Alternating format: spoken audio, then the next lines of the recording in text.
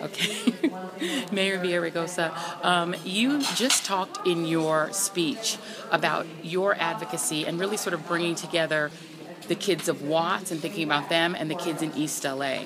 And really, your community, obviously, is kind of the future of this country, right? It's very diverse. You're having to deal with both of these communities at the same time. What are the challenges of trying to fix the educational system for black and brown children?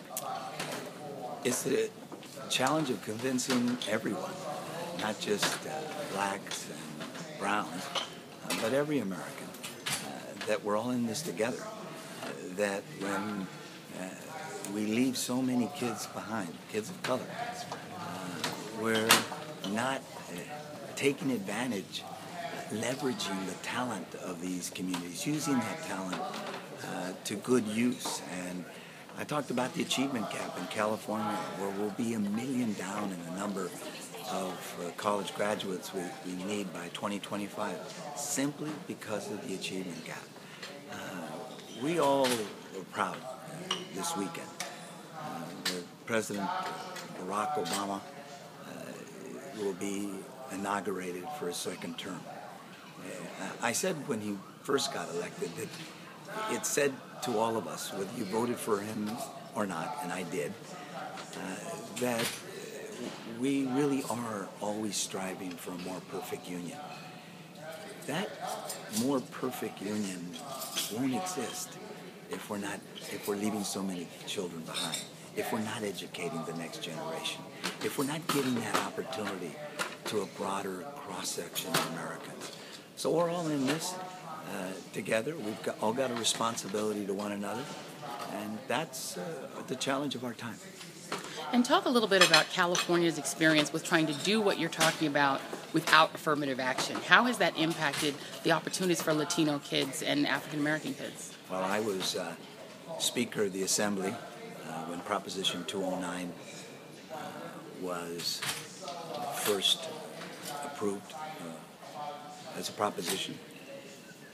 And I said back then that this was the Golden State, that we needed to embrace diversity, address the past, the impact of discrimination, and that we needed to be committed to affirmatively, helping our young people, particularly those who have gone to schools that frankly didn't prepare them for the university. I always shared my story. I did when I was a regent on the University of California, and I said, some people say I came in through the back door, but one thing's for sure, I came out the front. I was the first Speaker of the California State Assembly to have graduated from UCLA, the only person that was both Speaker and Mayor to have graduated from UCLA. That was good that they gave me a helping hand. And it's been very difficult to get our kids in school, in university since then, because many of the schools of the inner city really aren't preparing them for the SAT, for the college level curriculum that gets them college ready. And in our partnership schools in LA Unified, we're working hard to change that. Right after Proposition 209, I spoke at the University of California Law School at Los Angeles. And at the time, there was only one African American at UC Bolt Law School. And I said, this isn't Mississippi. This isn't Alabama. This is the Golden State, a state where we ought to say that we're committed to affirmatively working to make sure that all of us have a shot at a better life. So it's made it harder, but we're not giving up. We're focused on setting the highest expectations for our kids. And lastly, this is a moment, you didn't touch on immigration in your speech, but I have to ask you, it's a moment when people are finally believing that we're going to have to take seriously this issue of immigration reform with the dreamers, and you're seeing all these kids getting opportunity. What do you want President Obama to do or say about that issue? Well, first of all, I think you saw me on the campaign trail. I went to every battleground state. I was at the Republican convention. I chaired the Democratic Party convention. And I said wherever I went, that we should get the issue of immigration reform out of the campaign, that we ought to pass today. I said that last summer and in the fall, comprehensive immigration reform. I knew that the Republicans would lose that election, and I knew that calling for the South deportation of 11 million people, something no country anywhere in the world has ever done, does not conform with our values or our economy, frankly. And I don't have any question that President Obama is supportive of and will work hard to pass comprehensive immigration reform. But he doesn't have a vote in the Congress.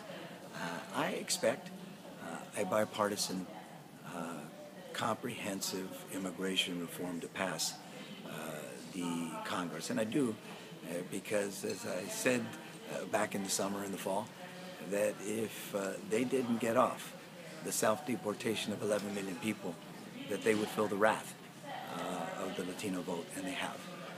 But now is an opportunity for us to come together. This issue shouldn't be a Democratic issue or a Republican one. It's an issue that we ought to come together on because it conforms to who we've been, a nation of immigrants, a nation that is built on the hard work and the sacrifice of those immigrants.